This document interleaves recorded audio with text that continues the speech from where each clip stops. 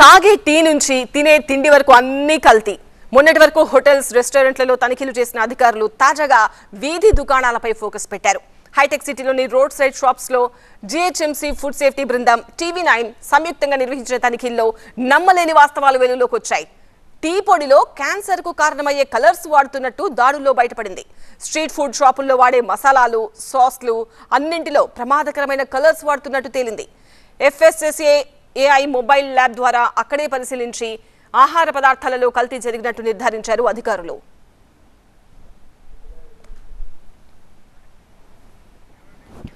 ప్రజల ప్రాణాలకు ఏమాత్రం ఇవ్వకుండా అపరిశుభ్ర వాతావరణం, కల్తీ పదార్థాలతో సొమ్ము వెనకేసుకునేందుకు తెగిస్తున్నారు వ్యాపారులు. ఇక కలర్స్ కలిపిన ఆహార పదార్థాలతో ఆరోగ్యానికి మరింత ముప్పు తప్పదని వినియోగదారులు కలవరపడుతున్నారు. అంటే ఎన్నో ఫ్యామిలీస్ వచ్చి ఇక్కడ తింటూ ఉంటాయి. వాళ్ళ పిల్లలు కూడా తినిపిస్తూ ఉంటారు. చిన్న చిన్న పిల్లలకి ఇది సేఫ్ చేయడం వల్ల ఖచ్చితంగా చాలా మంచిది. ఎందుకంటే వాళ్ళు వాడే ఆయిల్ ఎలాంటిదో తెలియదు, వాడే పిండి పదార్థాలు ఎలాంటిదో తెలియదు. కొంచెం ఇలా చేయడం వల్ల ఖచ్చితంగా మంచి పదార్థాలు వాడడానికి ట్రై చేస్తాం. ఖచ్చితంగా అయితే చాలా మంచిది. ఇప్పుడు మా పిల్లోడు వచ్చినా మేము కూడా మా పిల్లోడికి పెట్టాలి. ఇది యాక్చువల్లీ చేస్తే మనకి భయం కూడా రాదు కదా.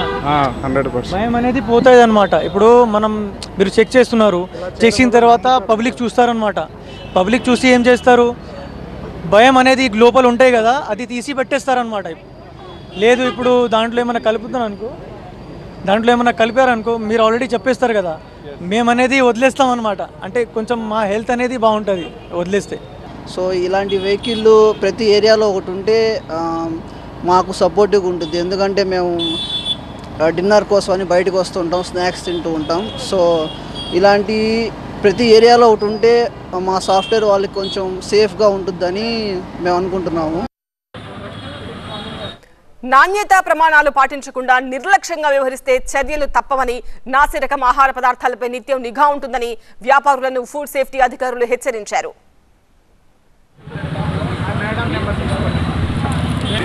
మేడం